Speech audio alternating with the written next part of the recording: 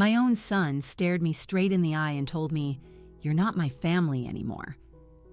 After 28 years of washing clothes, cooking meals, and sacrificing every last dollar to raise him on my own, my son, Ethan, had decided I wasn't worthy of his new life now that he'd inherited millions. What he didn't know was that I was holding on to a set of documents that could make that entire fortune vanish from his grasp within 48 hours. When he humiliated me in front of all his new wealthy friends, I realized it was time to show my son that the woman he dismissed as the help held more power than he could ever possibly imagine. But before I go on, please make sure you're subscribed to the channel and drop a comment below letting us know where you're watching from. We love to see how far our stories reach. I felt their eyes on me the second I stepped into the room, 20 pairs of them, scanning me from head to toe, taking in my floral dress bought on clearance and my fingernails, worn down from decades of scrubbing other people's floors. The ballroom of the luxury high-rise glittered with crystal chandeliers, while guests held glasses of champagne that probably cost more than my weekly salary as a house cleaner. It was my son, Ethan's 28th birthday, the first one since he received the inheritance that changed everything. 6 months ago, Ethan discovered he was the sole heir of a distant great-uncle we never even knew existed, $15 million. Overnight, my boy, who grew up sleeping on the pull-out couch in our one-bedroom apartment in Queens, was transformed into one of Manhattan's most eligible bachelors. I walked hesitantly across the polished floor, searching for my son. I found him in the center of a laughing group, wearing a tailored suit that likely cost more than all the furniture in our old apartment combined by his side. A chic woman with perfectly styled hair held his arm possessively. That must be Tiffany, the girlfriend who had mysteriously appeared just 2 weeks after the inheritance was announced. "Ethan," I called out, my voice trembling more than I would have liked. He turned. For a fleeting moment, I saw a flash of warmth in his eyes, the same look my boy used to give me when he'd run into my arms after school, but it vanished as quickly as it came, replaced by something cold and distant. "Mom," he said, making no move to hug me. "You came." "Of course I came. It's your birthday."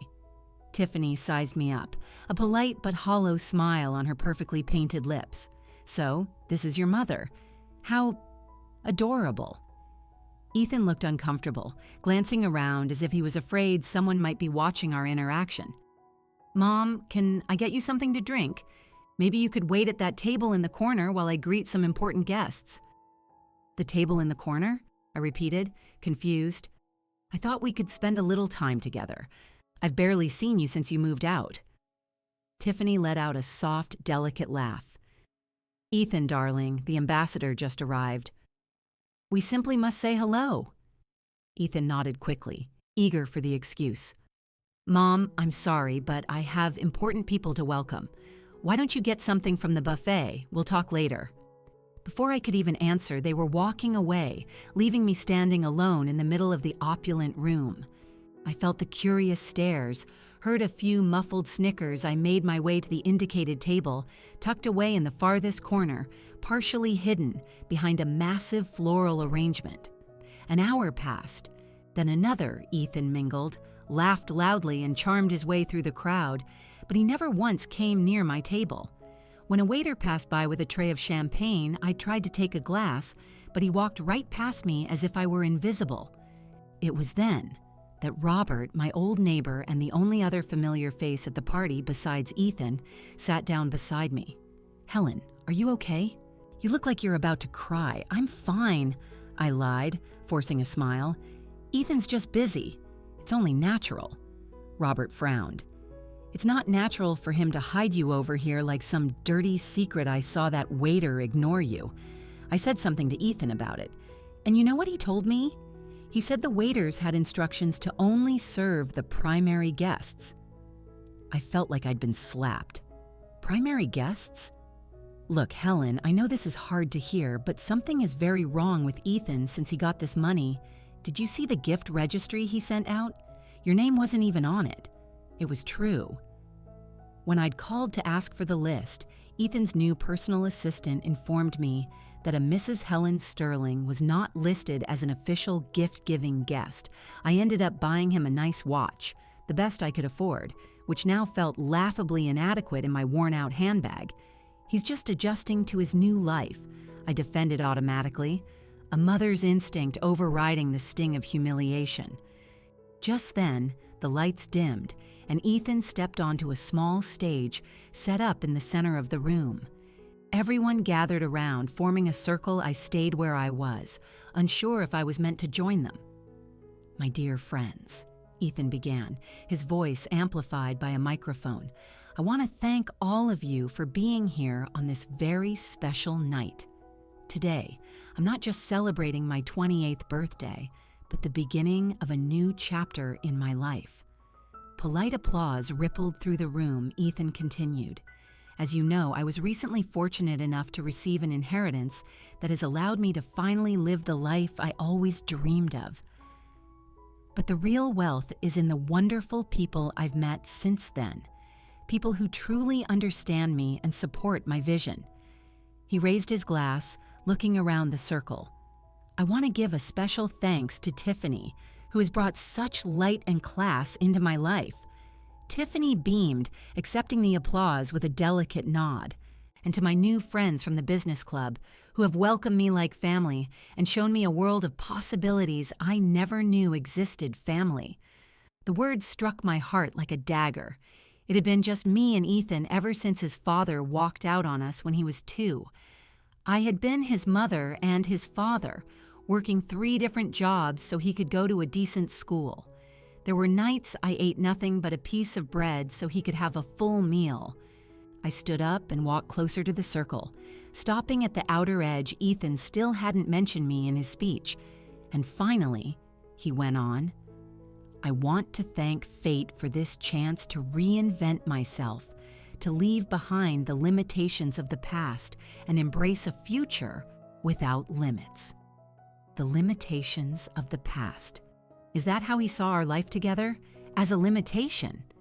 "Ethan," I called out, my voice shaking, but just loud enough to be heard, "son."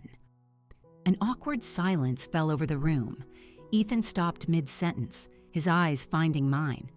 I saw something flash across his face. Was it shame? Irritation? "Mom, I'm in the middle of my speech," he said, not using the microphone, but loudly enough for those closest to hear. "I'm sorry, son. I just wanted to say I'm proud of you." Tiffany whispered something to a friend next to her, who giggled quietly. "Thanks," Ethan replied curtly. "Now, as I was saying—" "Ethan," I insisted, taking a step forward into the circle. Something inside me needed to be acknowledged. I needed my son to show all these people that I mattered. "Aren't you going to introduce me to your new friends?" The silence was now absolute. Ethan looked frozen, microphone in hand, his eyes locked on me as if I were an intruder and not the woman who brought him into this world. It was Tiffany who broke the silence, stepping forward with her perfect smile. "Of course. Where are our manners? Everyone, this is..." The woman who was Ethan's housekeeper during his childhood housekeeper? I repeated the word in shock. "I'm his mother." More whispers. Curious glances. Tiffany maintained her plastic smile. "Right, of course. The biological mother. Ethan told us how you took care of him despite the difficult circumstances." The way she said difficult circumstances made it sound like I'd raised Ethan in a gutter, not a modest but clean and loving apartment in Queens. Ethan finally moved, stepping down from the stage and walking toward me, a tense smile plastered on his face that didn't reach his eyes. "Mom, this isn't the time. Can we please talk about this later?" "Later when, Ethan? You've barely answered my calls for 3 months. You moved out without even giving me your new address. I had to beg Robert to even get me here tonight." I could feel the stares. I could hear the whispers.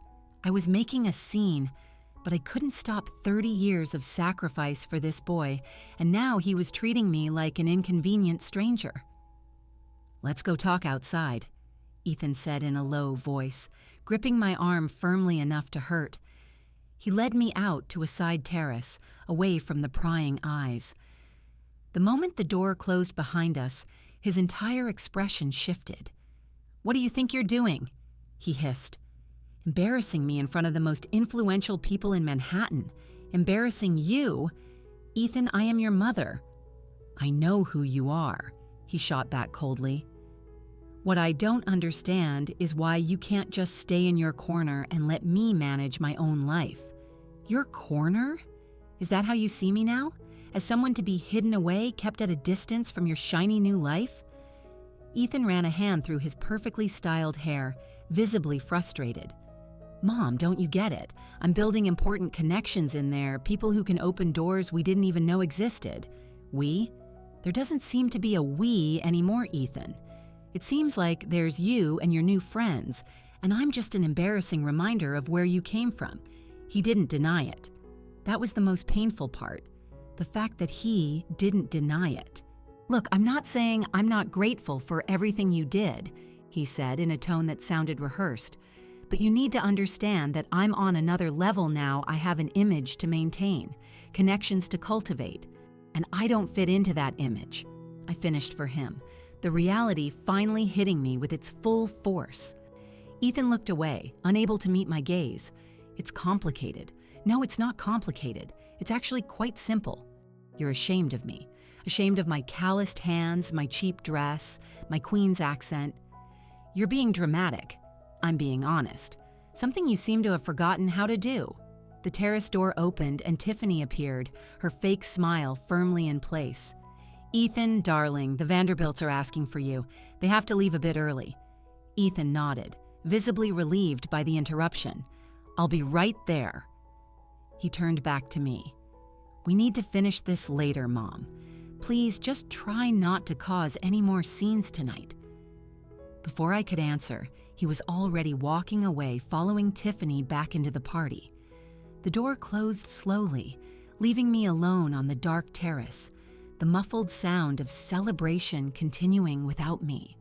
Hot tears streamed down my face. How had we come to this? At what point did my loving boy turn into this cold stranger who saw his own mother as an obstacle to his social climbing? It was in that moment, alone on the terrace of my son's birthday party, a party I was barely even invited to, that I made a decision. The tears dried up, replaced by a steely determination I didn't know I possessed. Ethan had forgotten where he came from. He'd forgotten who truly cared about him when he had nothing. Maybe it was time to remind him, and I knew exactly how to do it. I went back into the party with my head held high, determined to stick it out until the end. But the worst was yet to come, and I had no idea just how deep the humiliation my own son had in store for me would go. When I re-entered the party, no one seemed to notice my absence or my return. I went back to my table in the corner, watching from a distance as Ethan floated around the room, the incandescent star around which everyone else orbited. He seemed so different now. It wasn't just the expensive suit or the luxury watch on his wrist. It was his posture, his smile, even the way he gestured when he spoke. Everything was carefully calibrated to mimic the people around him. In just 6 months, my son had become a stranger. I found myself reminiscing about our life together before the inheritance, the tiny apartment we shared, where Ethan slept in the living room so I could have the only bedroom. The nights we stayed up playing cards when the power went out because we were behind on the bill. His graduation from a state university, a 4-hour round trip he made every day because we couldn't afford a dorm room. We'd been happy, despite the hardships, or at least, I thought we had been. My thoughts were interrupted when the waiter, the same one who had ignored me earlier, finally approached my table. "Ma'am," he said without looking me in the eye, "Mr. Sterling requests your presence by the cake." I stood up, my heart quickening. Maybe Ethan had reconsidered. Maybe he wanted to include me in the special moment, to publicly acknowledge the mother who had sacrificed everything for him. I followed the waiter to the center of the room, where a stunning 5-tier cake had been wheeled out. Ethan stood there, his arm around Tiffany's waist, as a photographer arranged groups for official photos. "Ethan?" I said softly as I approached. "You called for me?" He turned, looking momentarily confused. "I did?" The waiter leaned in to whisper something in his ear. Ethan nodded, remembering. "Oh, right," he said, his smile not reaching his eyes. "I thought maybe you'd want to help serve the cake." "Serve?" I repeated, unsure I had heard him correctly. "Yeah, you were always great at that sort of thing. Organized, efficient." I stood there, frozen, trying to process what I was hearing. My son hadn't called me over to participate in the celebration. He had called me over to serve the guests, like an employee. "Ethan," I began, my voice low so only he could hear. "Are you asking your mother to work at your birthday party?" He looked uncomfortable, glancing around quickly to see if anyone was listening. "It's not working, Mom. It's just helping out. I thought you'd like to feel useful. I know how much you enjoy taking care of people." The words tumbled out of my mouth before I could stop them. "Like your housekeeper?" Ethan opened his mouth to reply, but it was Tiffany who spoke, stepping closer with her perfect smile. "Helen, isn't it? Ethan mentioned you have a lot of experience serving at events.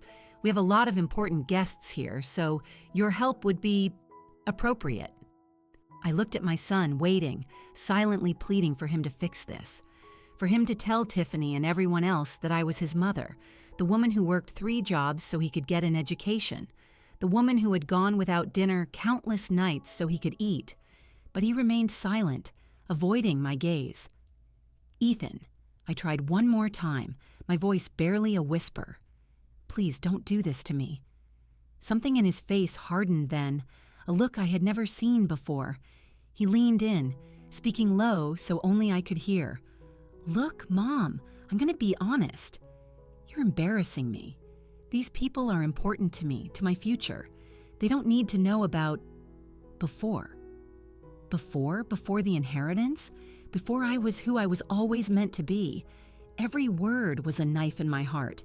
"And who are you meant to be, Ethan? Someone who is ashamed of his own mother?" He glanced around nervously, noticing that a few people were starting to watch our tense conversation. "Can we please discuss this later? Now is not the time." "When is the time, Ethan? You've been avoiding me for months."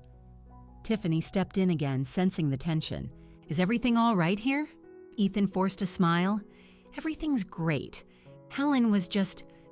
He paused, and I saw something decide itself in his eyes before he continued, explaining that she won't be able to help out tonight. Tiffany frowned delicately. "Oh, what a shame. Well, I'm sure the catering staff can manage." She turned to me, her gaze appraising me from head to toe. "It must be so gratifying for you to see how Ethan has overcome his origins, a true success story." The words were polite, but the meaning behind them was crystal clear. I was the origins, something to be overcome, left behind, forgotten. "Indeed," I replied, finding a strength I didn't know I had. "I'm very proud of the man I raised all by myself. The man I taught to be honest, respectful, and grateful."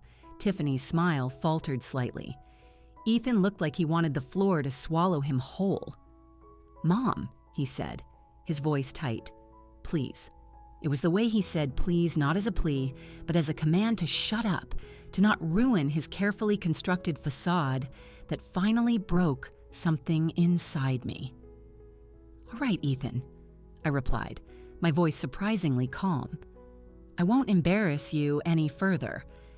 I turned to leave, but stopped when I heard Tiffany speaking to another guest, not bothering to lower her voice. "She's the cleaning lady who raised him. Can you imagine? Ethan practically raised himself. It's a miracle he turned out so refined considering, well, you know." I turned back slowly, my entire body trembling. Ethan had heard it. I could see it in the way his shoulders tensed, but he said nothing. He didn't defend me. He didn't correct her lie. "Cleaning lady?" I repeated, my voice louder than I intended. Several people turned to look. Tiffany smiled, unconcerned. "Oh, my apologies, Helen. I didn't mean to offend. It's a perfectly respectable job."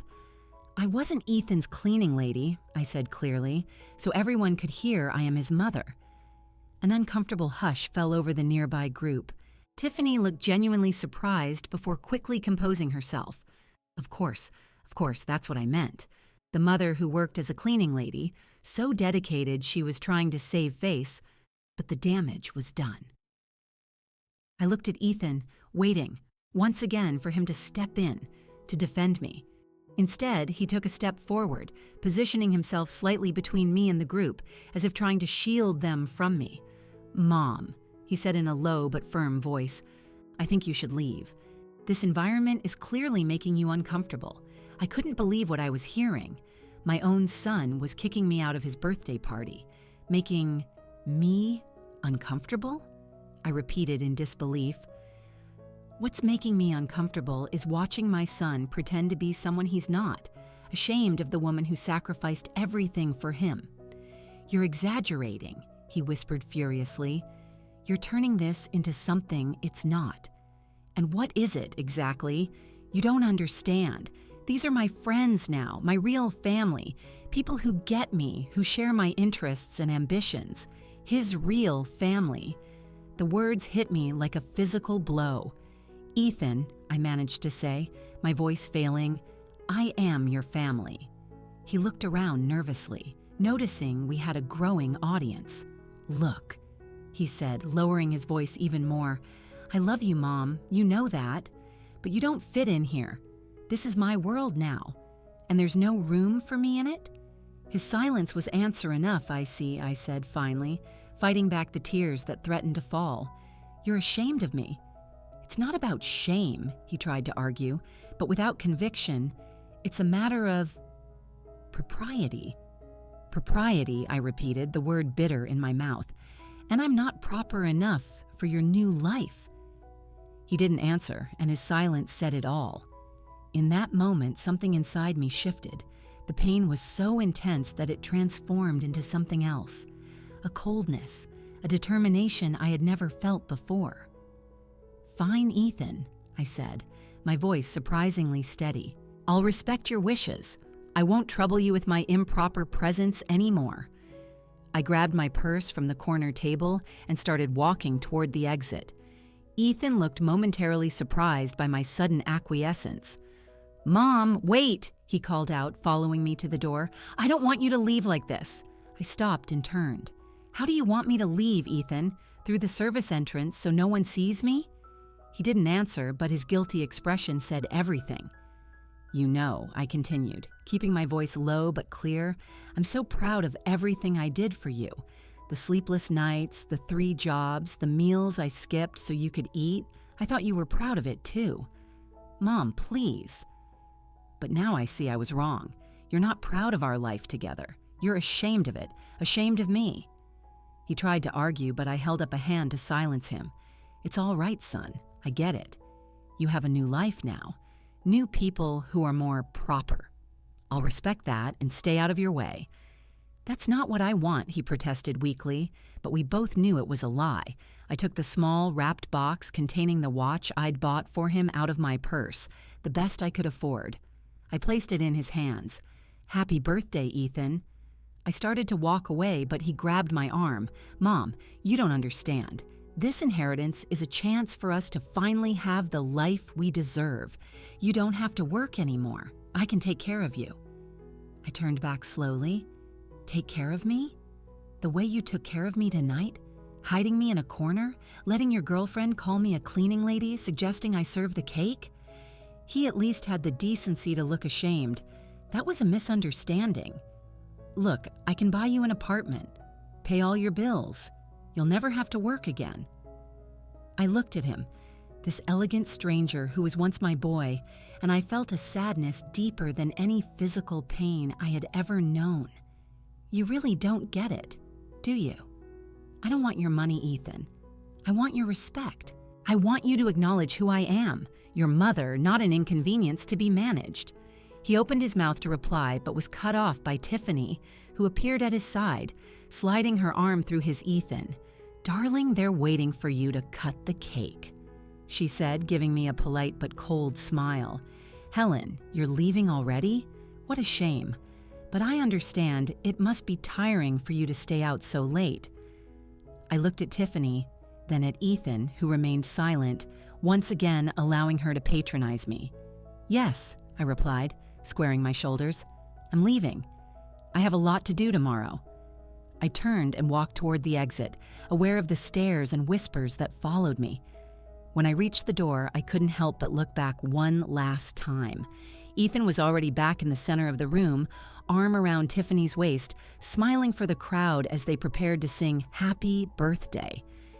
He didn't glance in my direction. It was as if I no longer existed.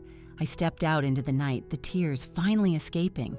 But amid the pain, something else was growing. A resolution, a certainty. Ethan had shown me who he really was now, and it was time for me to show him who I really was.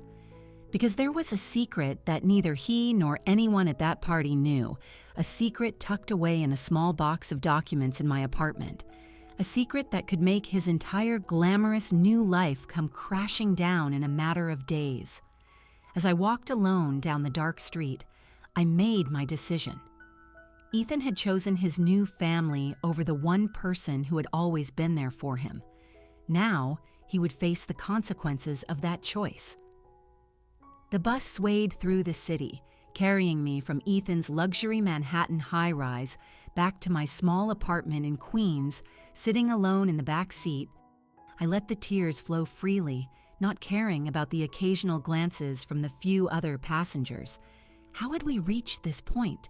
When had my son, my Ethan, become this cold-eyed stranger who was ashamed of his own mother?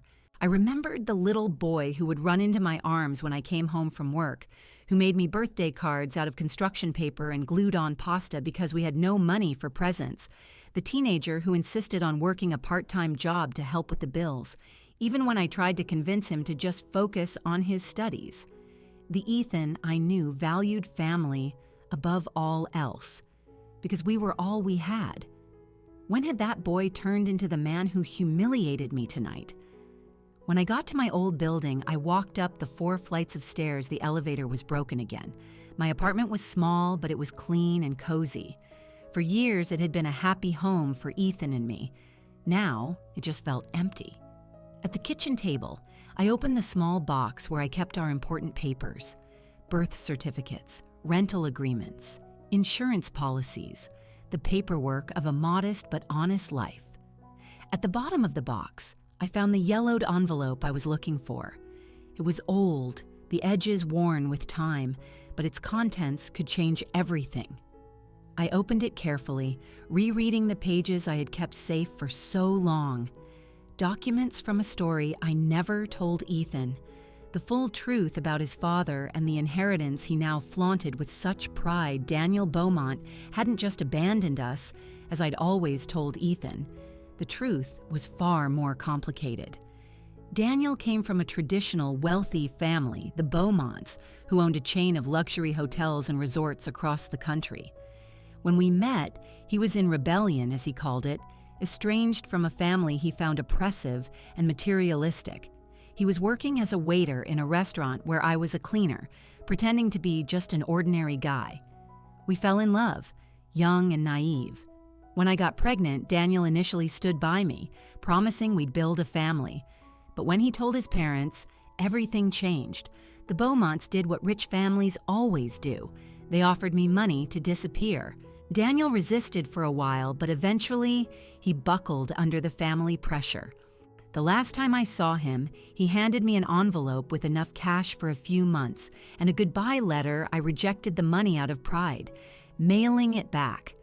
But I kept the letter, along with newspaper clippings about the Beaumont family and documents proving Daniel was Ethan's father, including a paternity test I'd managed to get through a pro bono lawyer when Ethan was 5.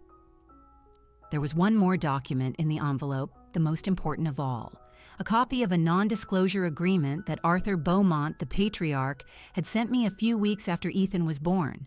The agreement stipulated that I would receive a substantial sum if I promised to never reveal that Ethan was a Beaumont, never seek out the family, and never tell my son the truth. I had signed the agreement, but not for the money, which I once again refused. I signed it because I wanted to protect Ethan from rejection. I didn't want my son to grow up knowing his father and his father's family didn't want him. It was better, I thought at the time, to let him believe his father had died than to know he had been cast aside. For years, I abided by that agreement, raising Ethan alone, telling him his father had left us when he was a baby and then died in an accident. A white lie, I thought, to protect his heart. What Ethan didn't know, what no one knew, was that the distant great-uncle who had supposedly left him the inheritance was, in fact, Arthur Beaumont, his paternal grandfather. A few months ago, I had received an unexpected call from the Beaumonts' old family lawyer. Arthur was dying, and filled with regret for rejecting his only grandson, he had decided to include him in his will. But there was a condition. Ethan could never know who he really was or how he was truly related to the Beaumont family. Officially, he would be presented only as a distant relative who had inexplicably decided to leave a fortune to a young man he'd never met.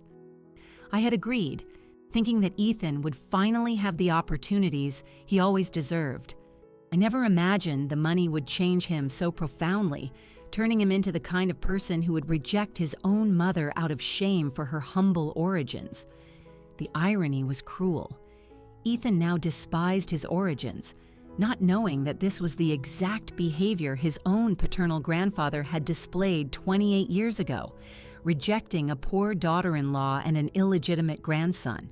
Now, holding these documents in my hands, I had power to expose the truth, power to show Ethan that his precious inheritance came from the very family that had tried to prevent his existence. Power to reveal that the non-disclosure agreement I had signed included a specific clause. If Ethan's true identity as a Beaumont heir was ever revealed by anyone, he would forfeit all rights to the inheritance. In other words, if I told Ethan the truth about his parentage, all the money that had turned my loving son into an arrogant stranger would instantly disappear. I stayed up all night staring at those papers, debating what to do. Part of me wanted revenge. I wanted to see Ethan lose it all, to be forced back to reality, maybe even to need my help again. I wanted him to taste the bitter rejection he had forced upon me. But another part of me, the part that would always be a mother no matter what, hesitated. I had spent my entire life protecting Ethan, putting his needs above my own. Could I really destroy his new life, even after how he had treated me? The next morning, with my eyes red and swollen from crying, I made my decision. I put the documents in my purse and left for work, cleaning 3 different houses, the routine that had sustained me and Ethan for so many years. As I wiped windows, scrubbed floors, and organized closets, my mind kept replaying the scene from the night before. My friends now, my real family, Ethan had said. The words still burned. At the end of the day, exhausted and sore, I took a bus to an address I had memorized, the law firm that managed Arthur Beaumont's estate. If I wanted answers, I had to start there. The building was breathtaking, all glass and steel in the heart of the financial district. I felt out of place as I walked into the lavish lobby, still in my cleaning uniform, clutching my worn-out purse. "Can I help you?" the receptionist asked, her tone polite but distant, her eyes scanning my appearance. "I need to speak with Mr. Davies," I replied, trying to sound more confident than I felt about the Beaumont estate. She raised a perfectly sculpted eyebrow. "Do you have an appointment?" "No, but it's urgent. Tell him Helen Sterling is here, Ethan Sterling's mother." Something in my determination must have conveyed the seriousness of the situation, because after a brief phone call, I was led to an elevator and then to an office on the top floor. Mr. Davies was older than I expected, maybe in his late 60s, with silver hair and thick-rimmed glasses. He stood up as I entered, a cautious smile on his face. "Mrs. Sterling, what a surprise. Please have a seat."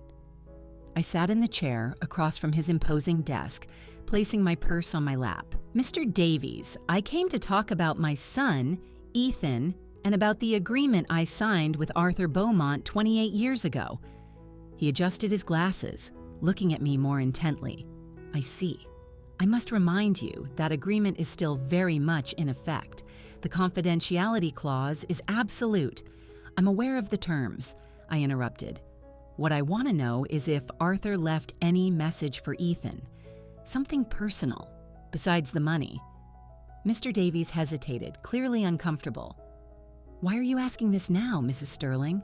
Because my son is turning into the exact kind of person his grandfather was.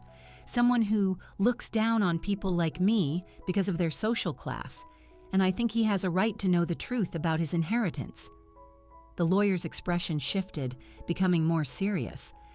Mrs. Sterling, I must warn you that any revelation about the true relationship between Ethan and the Beaumont family would result in the immediate forfeiture of the entire inheritance. Is that what you want for your son? What I want, I replied quietly, is my son back. The boy I raised to be honest, compassionate, and grateful. Not this stranger who is ashamed of his own mother. Mr. Davies studied me for a long moment before opening a drawer in his desk. From it, he pulled a sealed envelope. Arthur left this for Ethan, with specific instructions that it should only be delivered if certain circumstances arose. What circumstances? If Ethan demonstrated the kind of arrogance and elitism you're describing, Arthur feared the money might corrupt the grandson he never knew. This envelope contains a letter explaining everything, who Ethan really is, why he was rejected, and how Arthur came to regret that decision in his final years. I stared at the envelope, feeling its symbolic weight, and if Ethan reads this, he loses the inheritance, Mr. Davies confirmed. That was the condition imposed by Arthur's son, Ethan's uncle, to agree to the nephew's inclusion in the will. He never wanted Ethan to be acknowledged as a true Beaumont. The compromise Arthur reached was to leave Ethan the money as long as the true relationship remained a secret. So I have a choice, I murmured, more to myself than to him. I can keep the secret and let Ethan continue with his new life, even if it means losing him forever. Or I can reveal the truth and bring him back to reality, but destroy everything he's built with that money. Mr. Davies nodded gravely. It's a difficult choice for any parent. I reached a hand toward the envelope. May I? He hesitated. Technically, this belongs to Ethan, and I will give it to him, I promised. I just want to know what it says before I make my final decision. After a moment of consideration, Mr. Davies pushed the envelope across the desk toward me. I am not officially giving this to you. I am merely allowing you to see its contents to make an informed decision. I nodded, grateful for his understanding. I opened the envelope carefully and found several pages of handwritten script in an elegant but frail hand, the last words of a dying man to the grandson he never knew. The letter began with a confession. Arthur's regret for forcing his son Daniel to abandon his pregnant working-class girlfriend 28 years ago. He described how Daniel had never fully recovered from that decision, spiraling into an alcoholism that eventually killed him in a car crash a decade later. Something I never knew, as I had cut all ties with the Beaumonts. Arthur wrote about how, in his final years, he had hired investigators to find his unknown grandson, discovering a hard-working young man raised by a dedicated single mother. He expressed his admiration for me, for raising Ethan on my own and refusing the Beaumont money out of pride and principle. The most telling part, however, was the warning. If you are reading this, Ethan, it is because something has gone terribly wrong. The money I left you, which I believed was a form of compensation for our family's abandonment, has somehow corrupted the good man your mother raised. Perhaps you have forgotten where you come from. Perhaps you have forgotten who truly matters. The final words were like a gut punch. If you have become the kind of man who looks down on people like your mother for their social class, then you have become exactly like I once was. And I have spent my final years bitterly regretting it. In that case, perhaps it is for the best that you lose this inheritance. Money that is unearned rarely brings lasting happiness and often reveals the worst parts of ourselves. I I finished reading with tears in my eyes. It was as if Arthur Beaumont had foreseen exactly what would happen. "What do you plan to do, Mrs. Sterling?" Mr. Davies asked softly as I placed the letter back in the envelope. I wiped my tears and straightened my shoulders.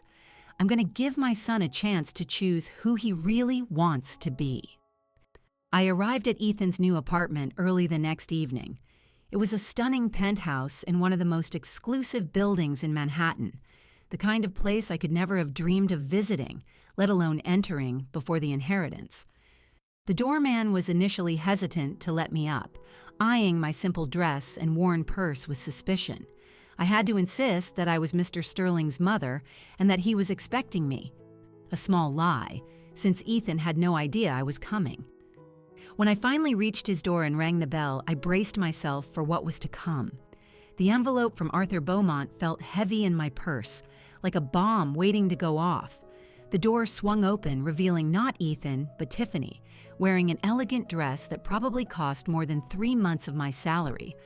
Her expression shifted from surprise to displeasure in a matter of seconds. "Helen, what are you doing here?" "I came to see my son," I replied simply, holding my ground. "It's urgent. Ethan is busy right now. We're having some friends over for dinner." She glanced at my clothes. "It's a formal occasion." "I didn't come for dinner," I clarified. "I need to speak with him privately. Please, Tiffany, it's really important." She hesitated, visibly uncomfortable with my presence, when Ethan appeared behind her, adjusting the tie on his tuxedo. "Tiffany, who is it?" He started, then stopped when he saw me. "Mom, what are you doing here? We need to talk, Ethan, in private." He glanced over his shoulder, back into the apartment where voices and laughter indicated the presence of guests. "Now is not a good time. We're hosting important people for dinner." "It's about your inheritance," I insisted, "and it's urgent." Something in my tone must have conveyed the seriousness of the situation, because after a moment's hesitation, Ethan gave a slight nod. "Tiffany, tell our guests I'll be right back. I'm going to speak with my mother in the study." Tiffany looked like she wanted to protest, but settled for shooting me an icy glare before turning back to the party. Ethan led me down a hallway to an elegant room, lined with bookshelves that looked like they had never been touched, and a polished mahogany desk that was more of a showpiece than a workspace. "What's so urgent it couldn't wait until tomorrow?" he asked as soon as he closed the door, his irritation barely disguised. "Sit down, Ethan," I said, my voice calmer than I expected. "What I have to tell you is going to take some time. Mom, I have guests waiting. Guests who are more important than your own mother, your real family, as you called them at the party." He had the decency to look ashamed. "Look, about the other night. Maybe I was a little harsh. I was under a lot of pressure with all those important people. Too important to be seen with the cleaning lady who raised you?" I finished for him. Ethan sighed, running a hand through his perfectly styled hair. "It's not that simple, Mom. You don't understand how it works in these circles. Appearances matter. Connections matter. And I'm an inconvenient appearance? Is that it? An embarrassing connection to your past poverty?" "I didn't say that," he protested, but without conviction. "You didn't have to," I replied. "Your actions made it perfectly clear the other night. And in all the months since you received this inheritance, Ethan finally sat down looking tired. "What do you want, Mom? Money? I already told you I can buy you an apartment, pay your bills. You'll never have to work as a cleaner again. I don't want your money, Ethan. I never did." "Then what do you want? I want you to know the truth about this inheritance. About who you really are." He frowned, confused. "What are you talking about?" I opened my purse and took out Arthur Beaumont's envelope, along with the other documents I had saved for so many years. I placed them on the desk between us. "Your distant great-uncle wasn't a distant relative, Ethan. He was your paternal grandfather, Arthur Beaumont." Ethan froze, his eyes fixed on the documents. "What? That doesn't make any sense. My father died when I was a baby. You always said he didn't have any family." "Another lie I told to protect you," I admitted, guilt heavy in my voice. Your father was Daniel Beaumont, Arthur's youngest son. When I got pregnant, the Beaumont family offered me money to go away, money I refused. Daniel, under pressure from his family, eventually left me. He died a few years later in a car accident. After years of alcoholism, Ethan picked up the documents with trembling hands, his eyes scanning the proof I had gathered. The paternity test, the newspaper clippings about the Beaumonts, the goodbye letter from Daniel. "Why did you never tell me this?" he asked, his voice barely a whisper. "To protect your heart. I thought it was better for you to believe your father was dead than to know that he and his family had rejected you because of my social status." Ethan continued to sift through the papers, his expression a mix of shock, anger, and confusion. And this inheritance? Why would Arthur suddenly decide to leave me all this, after rejecting me for 28 years? "Regret," I answered simply. "In the last years of his life, he hired investigators to find you. He found out what a good man you'd become, raised by a single mother who refused Beaumont money out of pride. He admired that." I pointed to the still unopened envelope. "He left this letter for you, with specific instructions for when it should be delivered." Ethan picked up the envelope, looking at me suspiciously. "What instructions?" "The letter was only to be delivered if the money changed you. If you became the kind of person who looks down on others for their social class." I paused, letting the words sink in. "The kind of person who is ashamed of his own mother." He grew pale, the implications of my words clearly hitting him. "There's something else you need to know," I continued. "The inheritance came with a condition. You only keep the money as long as you don't know your true identity as Arthur Beaumont's grandson.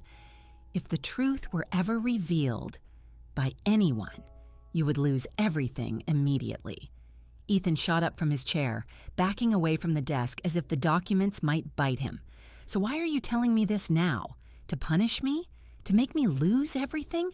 "I'm telling you because you have a right to know the truth, and because I need to find out who my son really is, the boy I raised to value family above all else, or the man who humiliated me in front of strangers because he was ashamed of my calloused hands." "You're giving me an ultimatum," he accused, his voice shaking with anger. "Either I act the way you want, or you'll leak this story and I'll lose everything." "No, Ethan. I'm giving you a choice. The same choice I had 28 years ago when I refused the Beaumont money to keep my dignity." I pointed to the envelope on the desk. "Read your grandfather's letter. Then you decide who you really want to be." Ethan stared at the envelope for a long moment before picking it up with hesitant hands. I watched in silence as he broke the seal and removed the pages, his eyes scanning the words written by the grandfather he never knew. I saw the emotions cross his face as he read surprise, pain, anger, and finally, something that looked like shame. When he finished, he placed the pages carefully back on the desk and stood in silence, staring at nothing. "Ethan," I called softly after a few moments. He looked up at me, and with a shock, I realized his eyes were filled with tears. "I became just like them, didn't I?"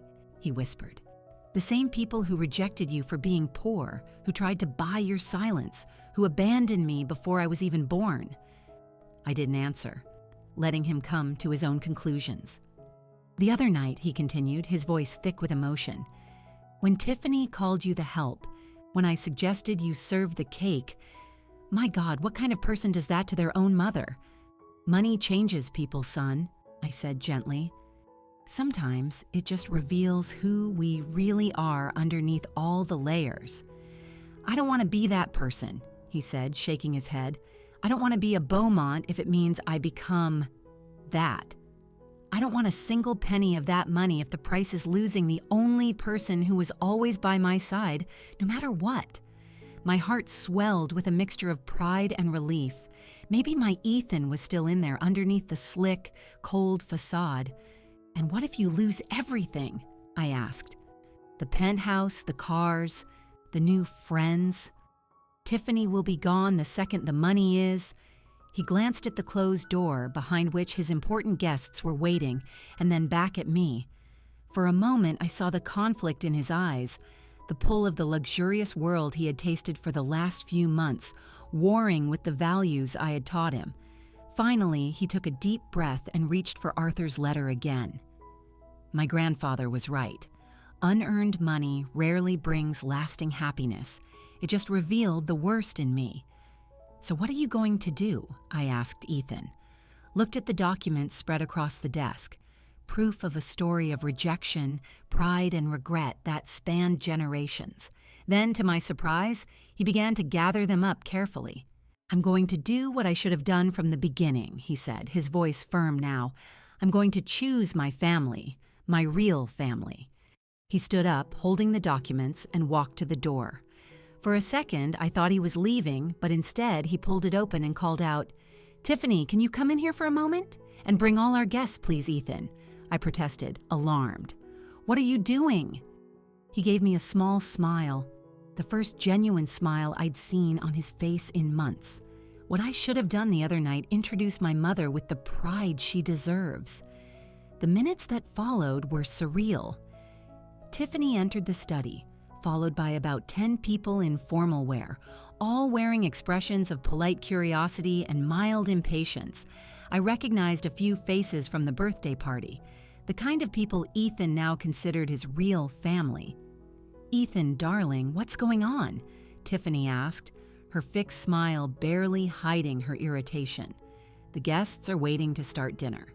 Ethan took a step forward, came to my side, and to my utter shock, he put his arm around my shoulders. "I want to introduce someone very special to me," he said, his voice clear and strong. "This is Helen Sterling, my mother, the woman who worked 3 jobs to raise me by herself, the woman who skipped meals so I could eat, the woman who taught me everything that truly matters in life." An uncomfortable silence fell over the room. Tiffany was looking at Ethan as if he'd lost his mind. "Ethan," she said in a low voice, "everyone has already met your mother. Can this wait until after dinner?" "No, it can't," he answered firmly, "because I have another announcement to make. I've just discovered some important information about my inheritance, and I need to share it with all of you." The interest in the room visibly peaked. Anything related to money always got this group's attention. "My distant great-uncle wasn't a distant relative," Ethan continued.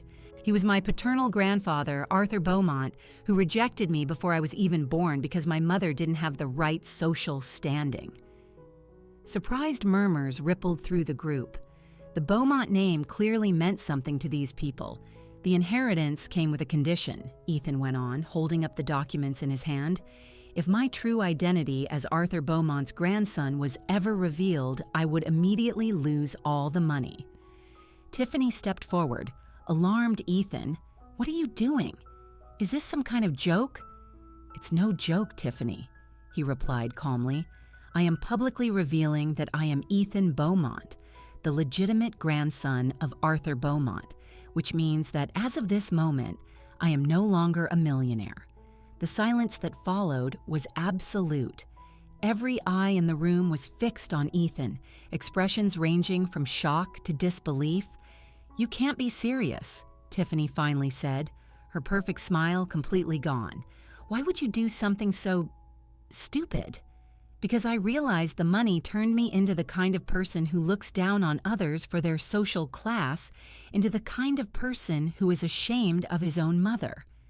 Ethan looked over at me with genuine regret, the kind of person I've always despised.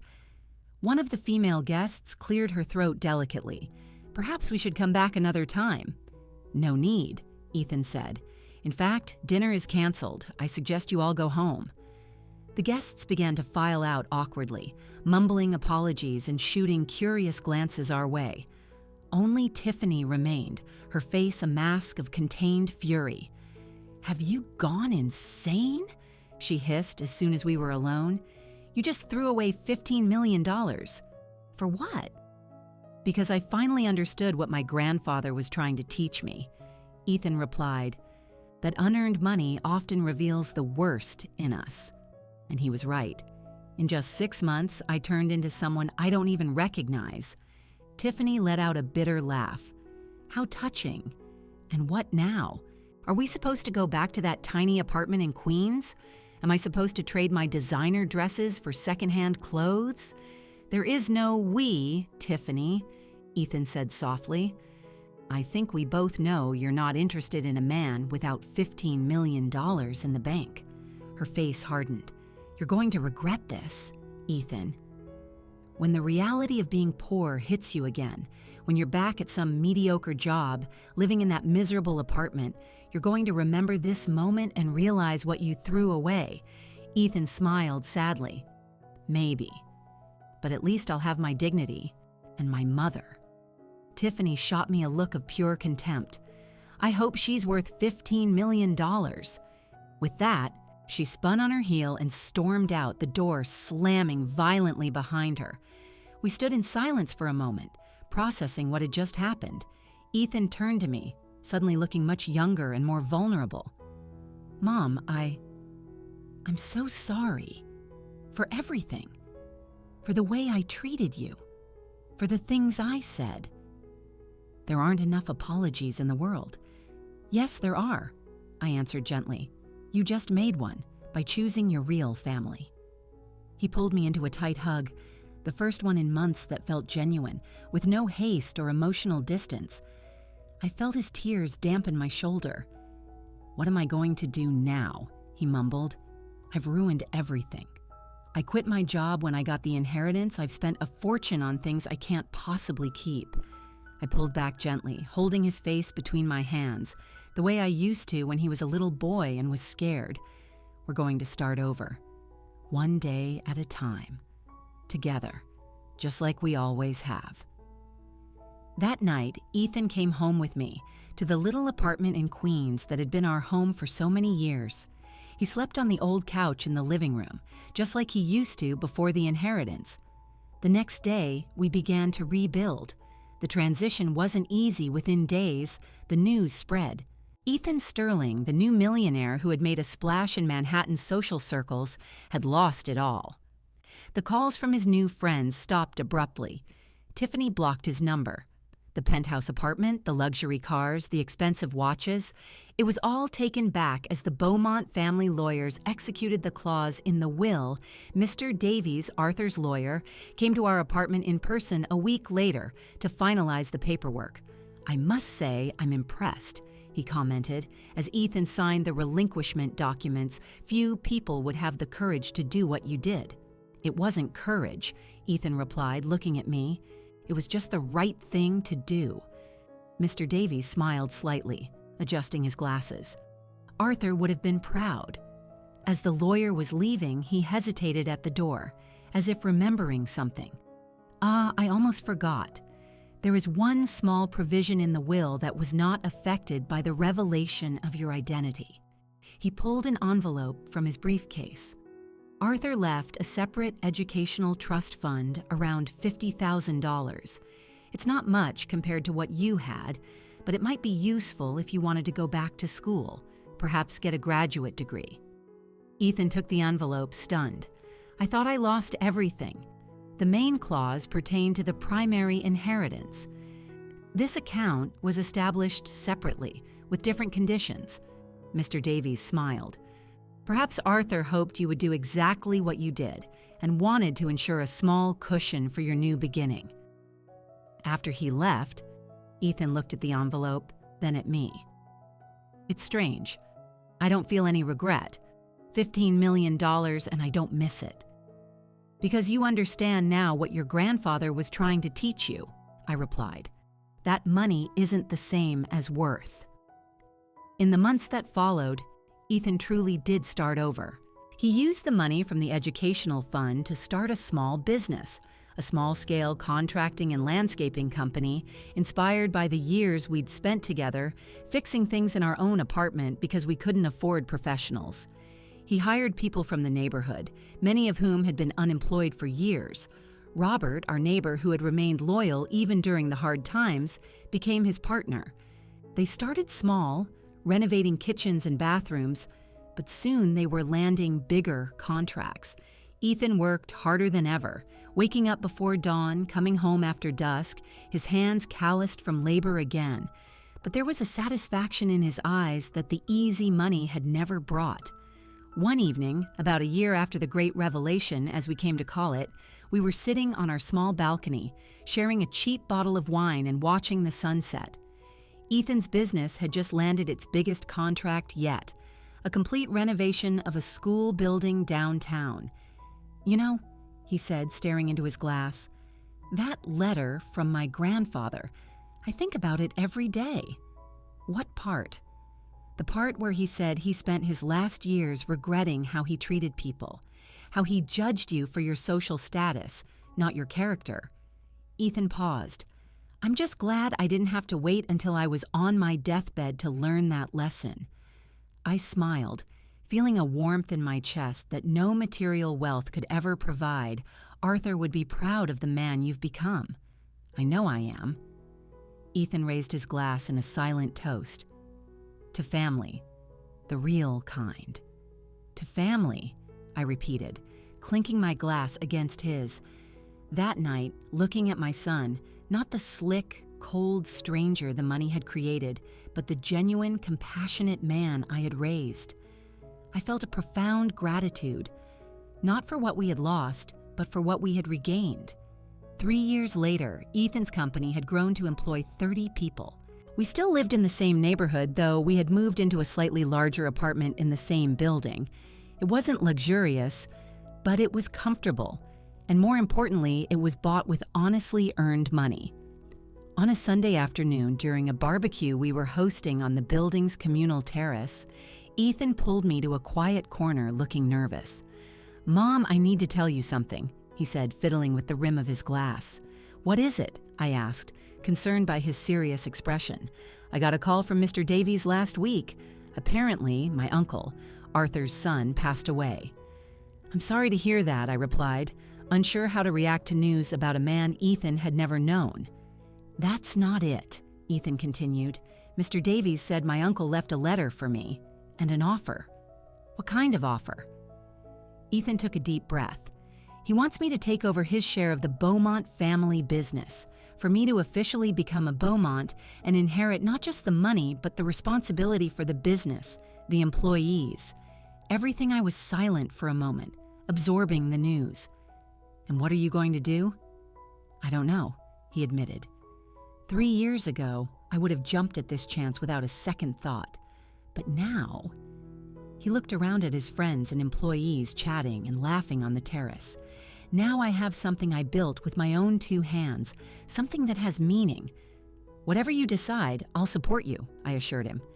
Ethan smiled, taking my hand. "You know the best part of his letter?" He said he'd been watching our progress these last few years. He saw how I built my business from the ground up, how I treated my employees with respect, how I stayed true to my roots. He paused, and how I honored my mother. I felt tears welling up in my eyes. "The offer isn't out of pity or a late reconciliation," Ethan continued. "It's because he believes I have what it takes to lead the company, not despite my humble origins, but because of them." In that moment, I realized we had come full circle.